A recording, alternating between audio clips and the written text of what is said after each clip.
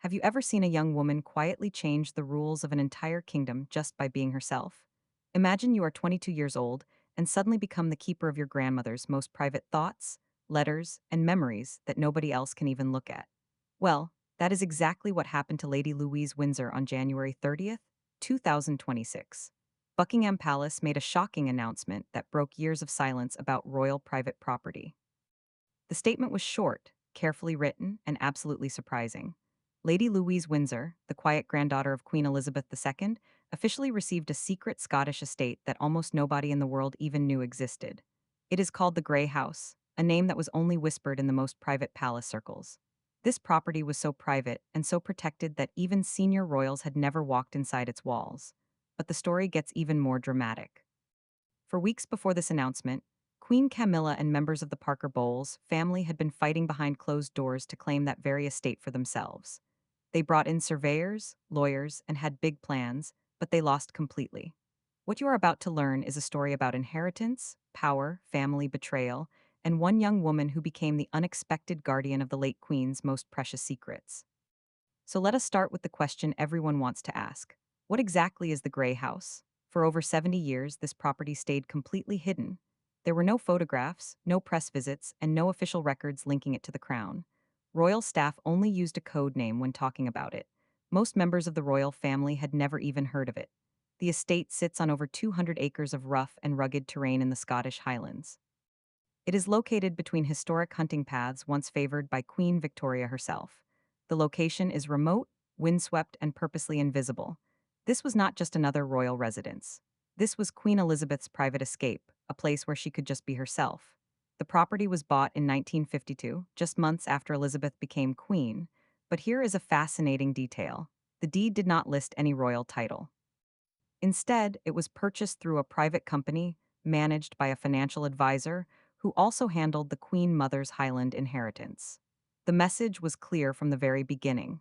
This place was meant to stay hidden. According to former palace staff, the Queen would disappear to the Grey House for days at a time. She would still review her official documents and handle important state business, but otherwise she wanted complete isolation. No briefings, no press, no social demands, and no performance. It was just Elizabeth the woman, not Elizabeth the Queen. Prince Philip reportedly hated the place. He thought it was too cold and too remote, so he rarely visited. Princess Anne spent hunting weekends nearby in her 20s but kept her distance.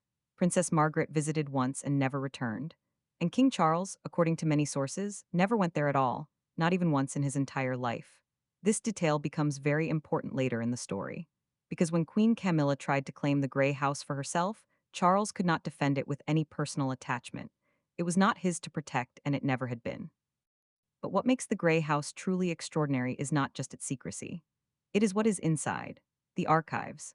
Many palace sources confirm that Queen Elizabeth used the Grey House to store some of her most personal and historically important materials. We are talking about handwritten letters, photographic negatives, and audio recordings that were never digitized, never formally cataloged, and never submitted to the royal archives. Inside those walls are personal diaries from her early reign, correspondence with world leaders like Eisenhower, Mandela, and the Shah of Iran, and perhaps most interesting of all, voice recordings addressed to her grandchildren, meant to be released only upon specific milestones in their lives. One palace librarian described the collection this way: "There is no scandal in there, just unfiltered memory. But that is what makes it powerful." Under the Crown Archives Act, monarchs can set certain materials as off-limits through private deed. Once stored outside official archival channels, these materials cannot be claimed by the Crown, by Parliament, or even by the monarch's successor. They belong entirely to the beneficiary. So when the palace announced Louise's inheritance, they were not just transferring property.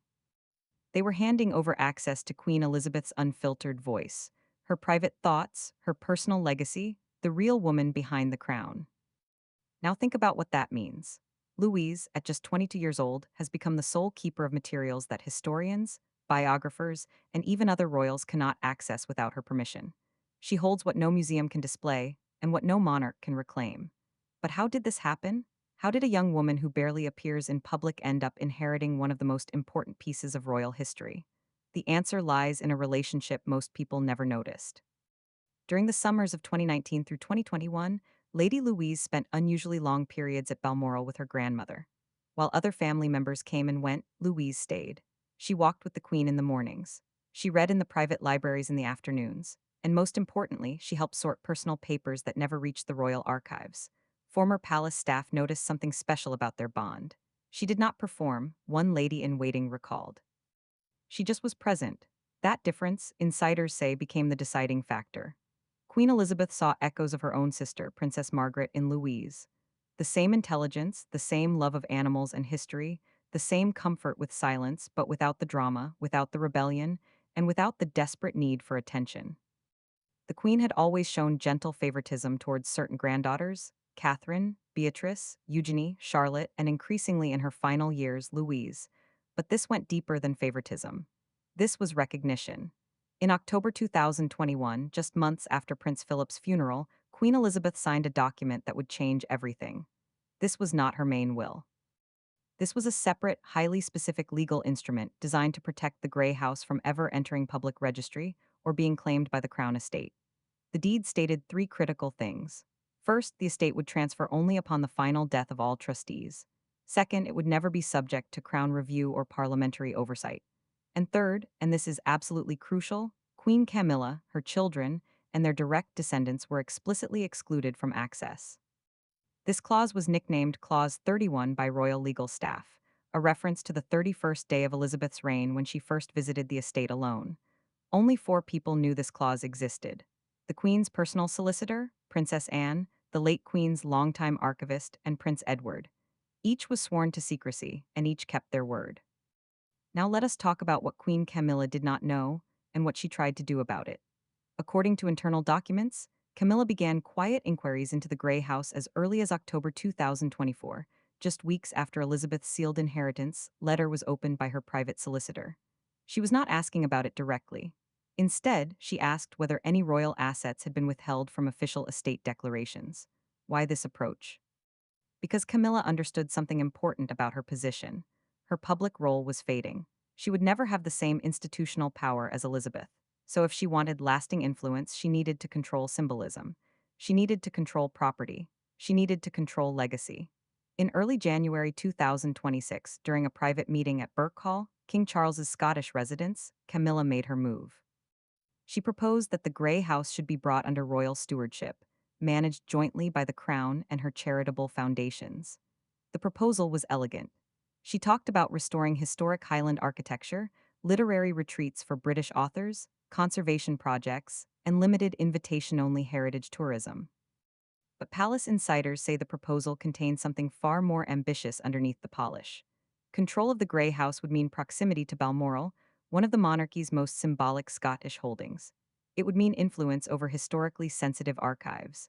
And perhaps most importantly, it would mean attaching the Parker Bowles name to one of Queen Elizabeth's most personal sanctuaries.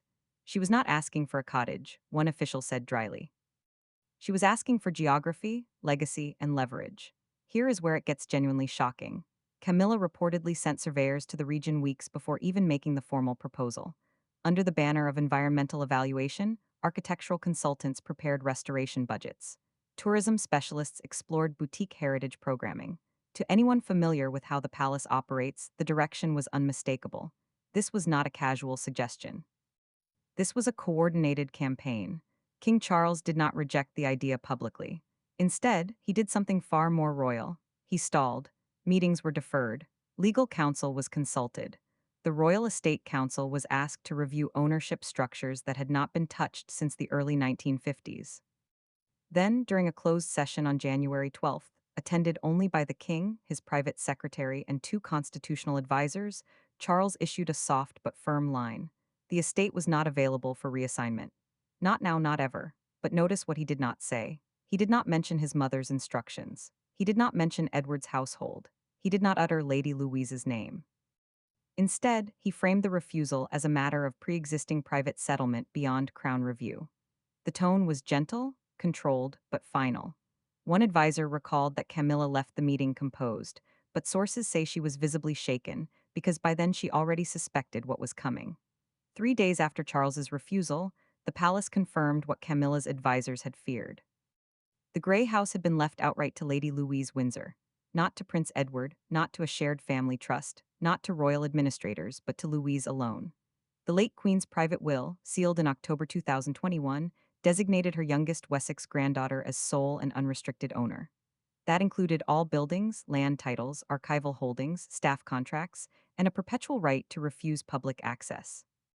One clause now circulating among senior courtiers reads, "This house is to remain a refuge, not a monument."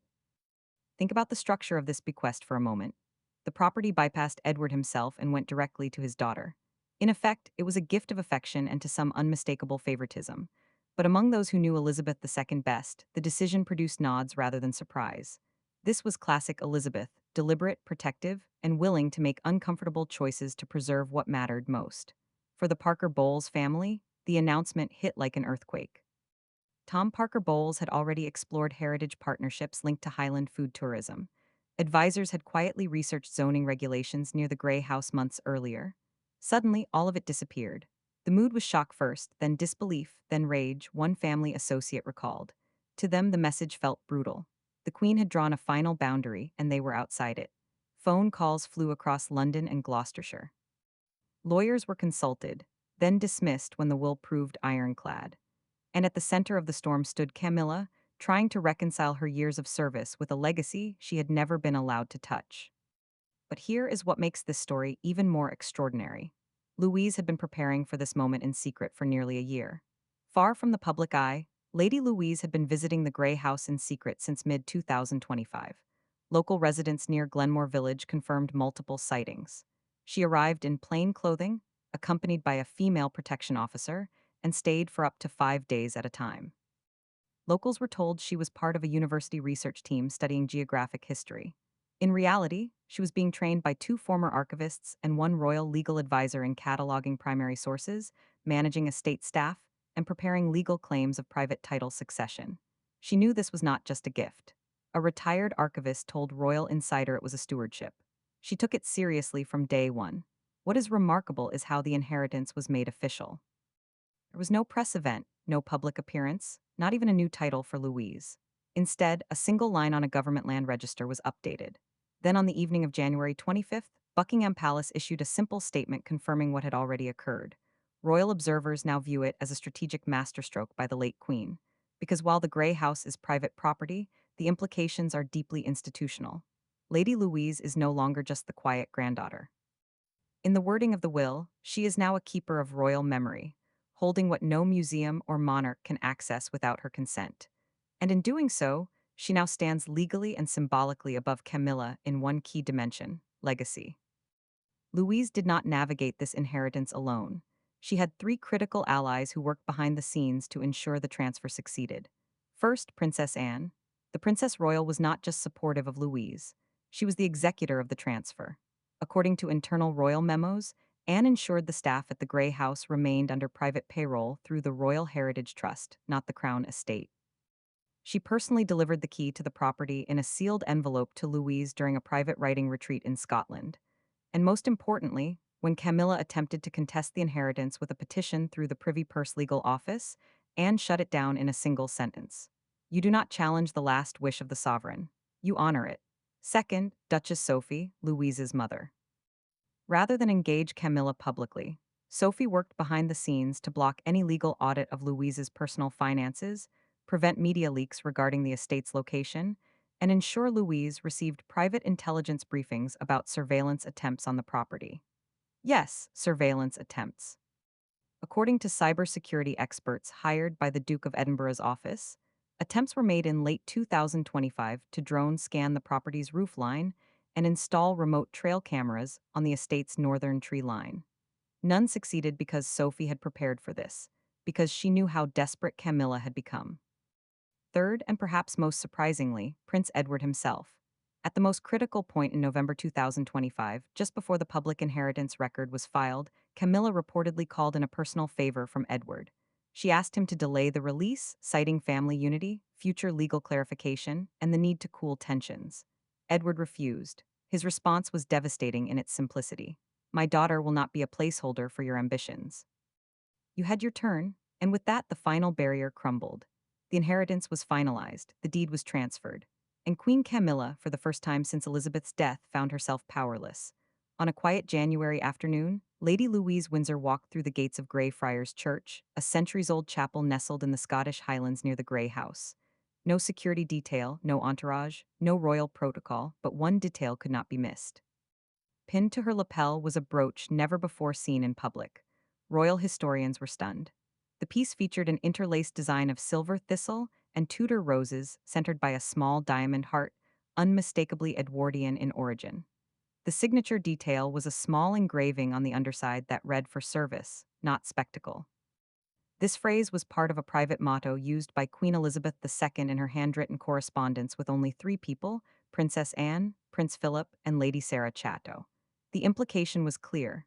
This was not an accessory, it was a signal.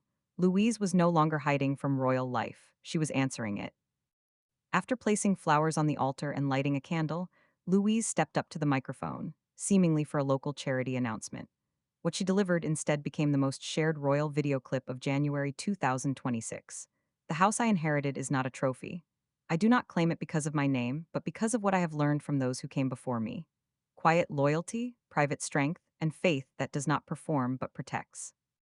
I will not run from the inheritance of character, and I will not allow its memory to be rewritten for convenience. Then she bowed, not to the press, not to the cameras, but to a stone plaque behind the altar marked with a quote from Queen Elizabeth II's first Christmas broadcast.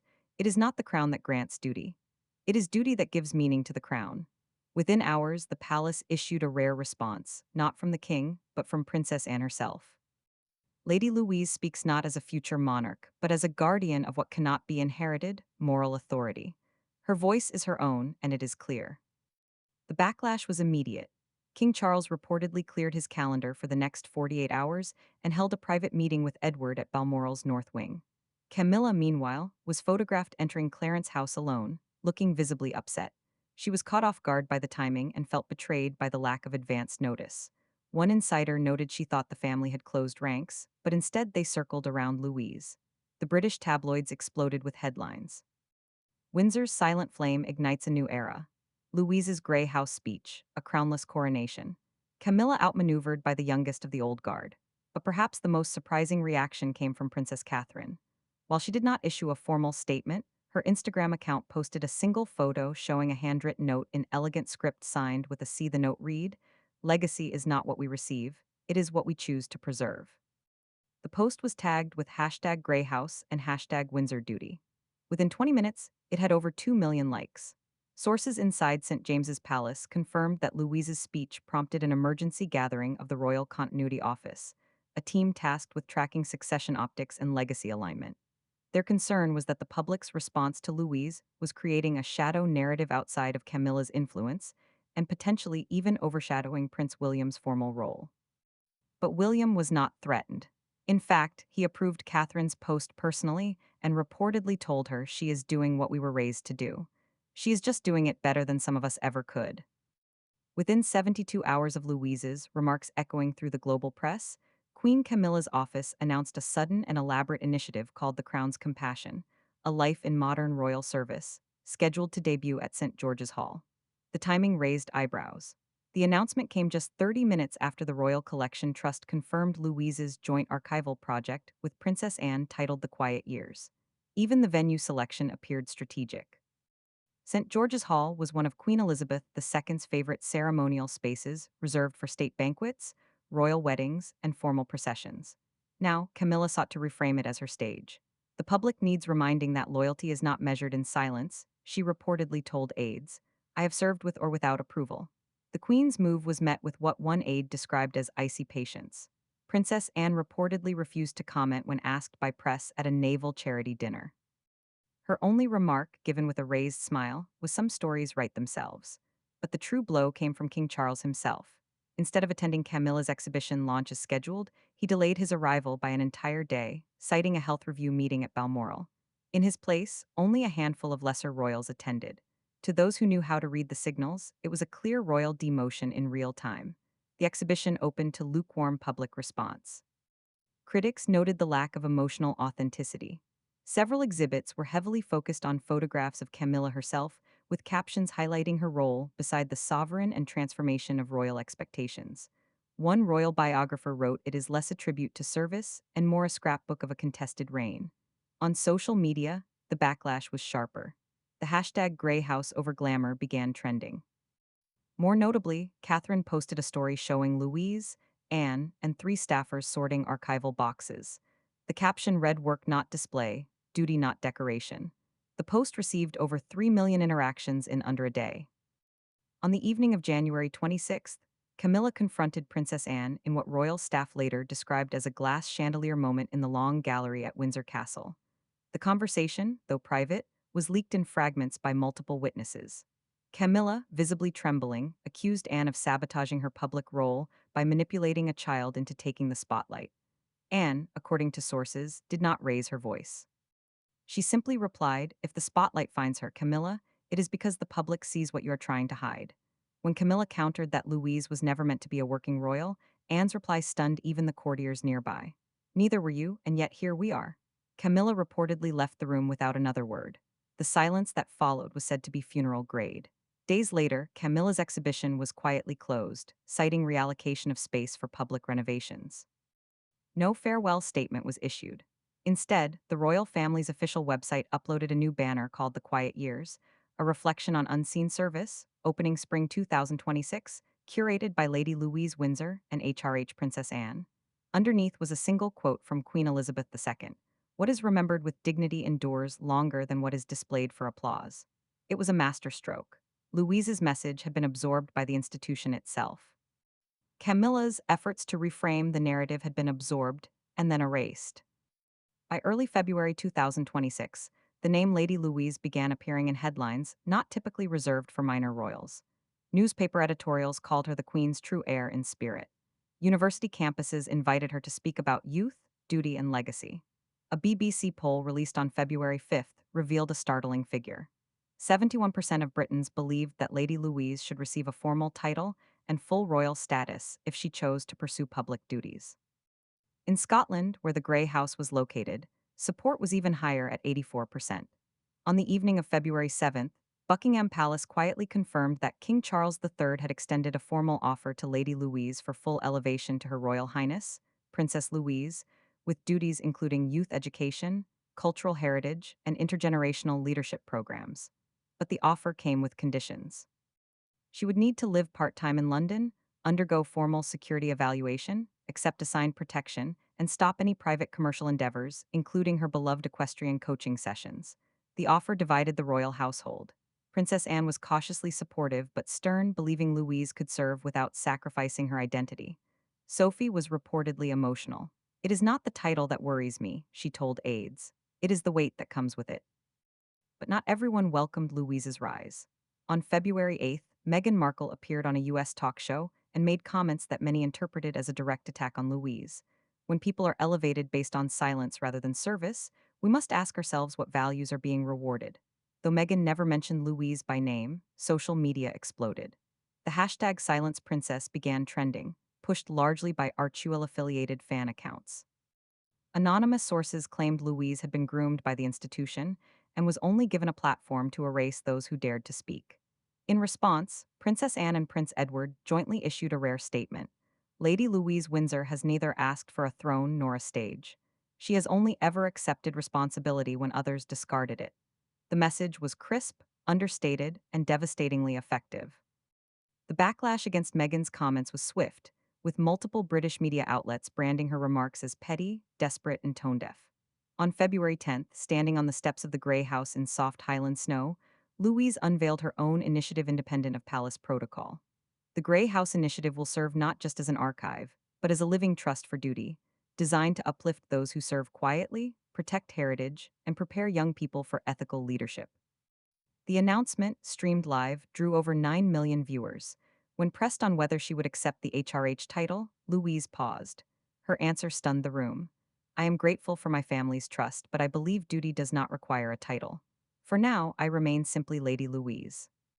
Days later, the palace confirmed that King Charles had personally written her a hand-delivered letter, a tradition not used since Queen Elizabeth II wrote to Prince William on the eve of his investiture. The letter reportedly included the line, "Your grandmother believed that greatness grows in silence. I now see she was speaking of you." Louise's reply, according to palace aides, moved Charles to tears. I will not seek a throne. By mid February, royal commentators agreed a new moral axis had formed within the monarchy. On one side were those who sought the spotlight, leveraging title for narrative.